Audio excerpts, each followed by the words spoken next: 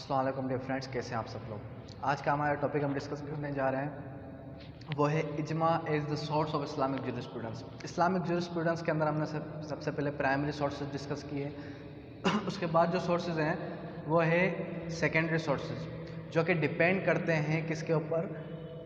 Major sources پر، primary sources پر، قرآن اور سنہ پر۔ قرآن اور سنہ جو سورسز ہیں وہ سورسز جو ہیں وہ ڈپینڈنٹ سورسز نہیں ہیں، وہ انڈیپینڈنٹ سورسز ہیں، لیکن جو سیکنڈری سورسز ہیں وہ ڈیپینڈ کرتے ہیں کس پر؟ پرائمری سورسز پر۔ اس میں ایک آ جاتا ہے اجماع۔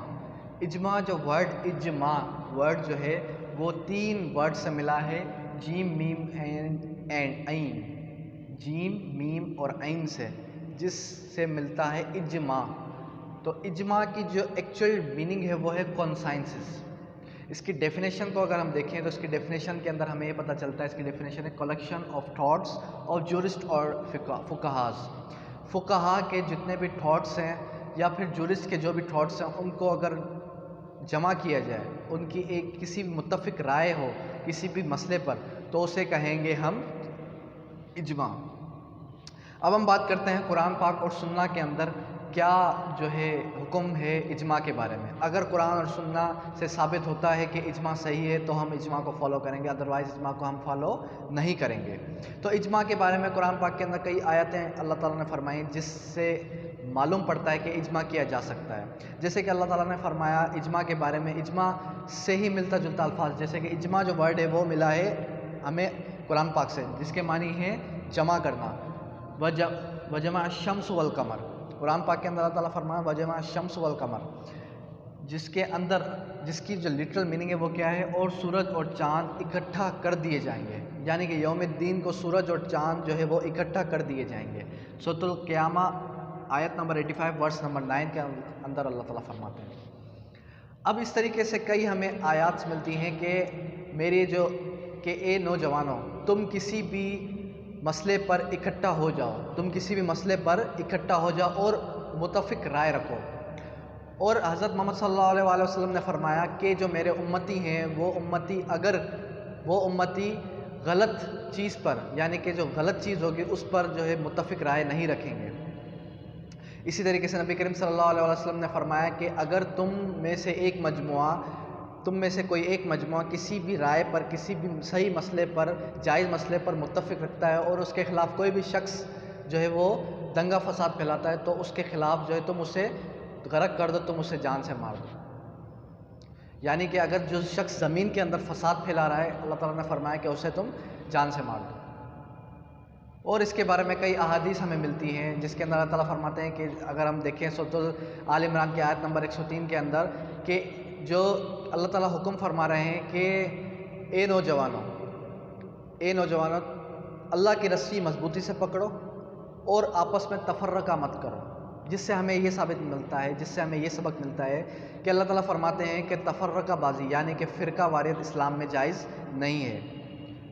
اور اس کے اندر اللہ تعالیٰ فرماتے ہیں کہ تم میں سے جو گروہ آپس میں فرقے واریت کرتا ہے، تم میں سے جو گروہ فرقہ رکھتا ہے، تفرقہ کرتا ہے، یعنی کہ فرق کرتا ہے ایک دوسرے میں، فرقہ ہم کہتے ہیں فرق کرنے کو، فرق کرتا ہے ایک دوسرے کے مجموعے میں مسلمان ہونے کے باوجود، تو اے نبی تم ان کی پریشانی اپنے سر پر نہ لو، اللہ تعالیٰ یوم الدین یعنی قیامت کے اندر ان کا خود حساب کریں گے۔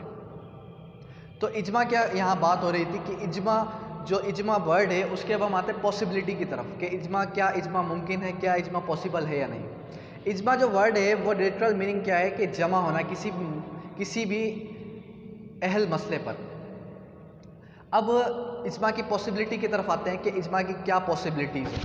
اجماع کی اگر پاسبلٹی کو دیکھا جائے تو اجماع پاسبل ہے، کیونکہ ہمیں قرآن پاک اور صحیح حدیث سے ثابت ہو گیا کہ اجماع کیا جا سکتا ہے۔ اللہ تعالیٰ فرماتے ہیں کہ کوئی بھی مسئلہ اگر تمہیں پیش آئے اور اگر تمہیں قرآن پاک سے مسئلے کا حل نہ ملے، حدیث سے مسئلے کا حل نہ ملے، تو تم آپس میں اپنی جو تمہاری لوجک ہے اسے استعمال کرو، منطق کو استعمال کرو، یعنی کہ عقلی استدلال۔ اجماع کے لیے عقلی استدلال ہونا بھی بہت ضروری ہے، عقل کی استدلال کرنا بھی بہت ضروری ہے۔ اسی طریقے سے اب ہم آتے ہیں ہسٹری کی طرف کہ اجماع کی شروعات کہاں سے ہوئی۔ اجماع کی جو شروعات ہوئی وہ شروعات ہوئی صحابہ کے دور میں۔ اجماع کی جو شروعات ہوئی وہ شروعات ہوئی صحابہ کے دور میں. جیسے کہ نبی کریم صلی اللہ علیہ وسلم کی ایک حدیث ہے کہ ایک صحابی کو نبی کریم صلی اللہ علیہ وسلم نے ایک گروہ یعنی کہ ایک ایسے قبائل میں بھیجا کہ جس قبائل کے حالات صحیح نہیں تھے. تو نبی کریم صلی اللہ علیہ وسلم نے فرمایا اس صحابی سے کہ اگر تمہیں کسی مسئلے کا، کسی اہل الرائے کسی مسئلے کا حل نہ ملے قرآن پاک سے تو تم کیا کرو گے؟ تو اس صحابہ نے فرمایا کہ میں جو ہے آپ کی حدیث، آپ کی زندگی سے جو ہے اس مسئلے کا حل ڈھونڈوں گا.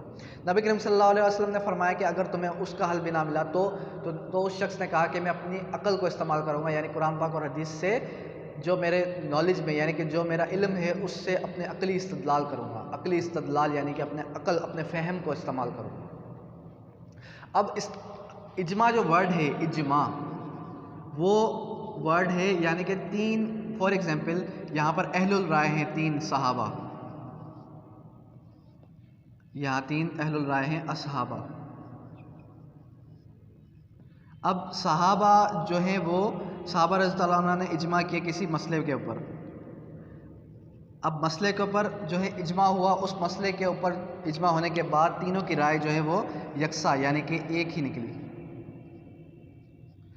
اب اجماع فار ایگزامپل انہوں نے اجماع کیا کہ کسی مسئلے کے اوپر کہ شراب پینا جو ہے وہ حرام ہے، لیکن کیا شراب جیسی ملتی جلتی کوئی اور چیز اگر ہم دیکھ لیں تو کیا وہ چیز ہم پر حرام ہے یا نہیں؟ تو اس میں عقلی استدلال استعمال کیا کہ اگر وہی چیز نشہ دے، اب وائن جو ہے وہ ہمیں نشہ دیتی ہے، اب اگر کوئی ایسی چیز جو کہ ہمیں ڈرگ کرے، انٹاکسیکیٹ کرے تو وہ چیز بھی ہمارے اوپر حرام ہو گئی. یہ ہو گئی اجماع یعنی کہ کانسینسس. اب ہسٹری کی طرف ہم چلتے ہیں کہ ہسٹری میں ہمیں کیا بتایا گیا کہ اجماع کی شروعات کہاں سے ہوئی. اجماع کی شروعات ہوئی صحابہ کے دور میں، اصحابہ کے دور میں. تو اجماع کے شروعات ہوئی صحابہ کے دور میں. صحابہ جو ہے وہ اجماع کیا کرتے تھے. اس کے بعد کیا ہوا کہ صحابیوں نے اجماع کیا کرتے تھے، اور حضرت عمر رضی اللہ عنہ کے دور میں بھی اجماع کیا جاتا تھا. حضرت عمر رضی اللہ عنہ نے بھی کئی اجماع کیے. اب اس وقت کیا ہوا، ان کے سامنے ایک مسئلہ پیش آیا. اس مسئلے میں صحابیوں کی اہل الرائے، صحابیوں کی رائے لی گئی جو کہ مجتہد تھے، جو کہ رائے دینے کے قابل تھے. ان تمام صحابہ کے اہل الرائے ہونے کے بعد، متفق ہونے کے بعد، جو حضرت عمر رضی اللہ عنہ تھے، حضرت عمر رضی اللہ عنہ پھر وہ جو ہے متفق ہو کر اس مسئلے کو سوچ وچار کر کے اس مسئلے کا کنکلوژن نکال کے اس مسئلے کو درپیش کیا کرتے تھے. یہ تھی ہسٹری آف اجماع. تو اجماع کا جو ٹاپک ہے وہ بہت ہی ایزی ٹاپک ہے. اس کی اگر پیپرز میں ڈیفینیشن ہی صرف لکھ دی جائے تو وہی کافی ہے. تو اجماع کی ڈیفینیشن ہے کلیکشن آف تھاٹس اور کلیکشن آف کانسینسس آف جورسٹ اور فقہاز از کالڈ اجماع. اجماع یعنی کہ کسی بھی مسئلے کے اوپر تمام کے تمام اہل الرائے جو ہیں وہ کوئی بھی مسئلے کے اوپر جو ہے اپنی اپنی رائے دیں اور وہ ساری کی ساری رائے یکساں ہوں، ایک جیسی ہوں، ملتی جلتی ہوں، انٹر کنیکٹڈ ہوں، ایک دوسرے کے ساتھ ان کی تھاٹس جو ہیں وہ ملتی ہوں. اور ایک اور بات کہ آپ نے یہ نہیں لکھنا پیپرز کے اندر کہ عام شخص بھی اجماع کر سکتا ہے. عام شخص جو ہے وہ اجماع نہیں کر سکتا. ایسا نہیں ہے کہ ہم جو ہے اپنی زندگی، اپنی ڈیلی لائف روٹین میں کوئی بھی مسئلہ ہمارے سامنے پیش آیا اور ہم نے قرآن پاک اور حدیث کو مد نظر رکھتے ہو اس چیز کے بارے میں ہم نے 3-4 بندے بٹھائے اور ہم نے کہا کہ اس کے اوپر اجماع کر کے ہم نے جو ہے اجماع کر دیا. اب میں جو ہے وہ اجماع کرنے کے قابل نہیں ہوں. آپ جو ہے اگر اسٹوڈنٹ ہے تو آپ بھی اجماع کرنے کے قابل نہیں ہیں. اجماع کرنے کے قابل کون ہوگا؟ جو کہ جورسٹ ہوگا، جو کہ مجتہد ہوگا. So this was my lecture regarding Ijma is the source of Islamic jurisprudence, which was the secondary source of Islamic jurisprudence. Thank you, that's all.